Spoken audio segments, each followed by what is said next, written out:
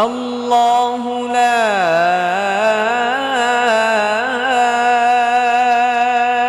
ইলাহা ইল্লা হুয়াল হাইয়ুল কাইয়্যুম।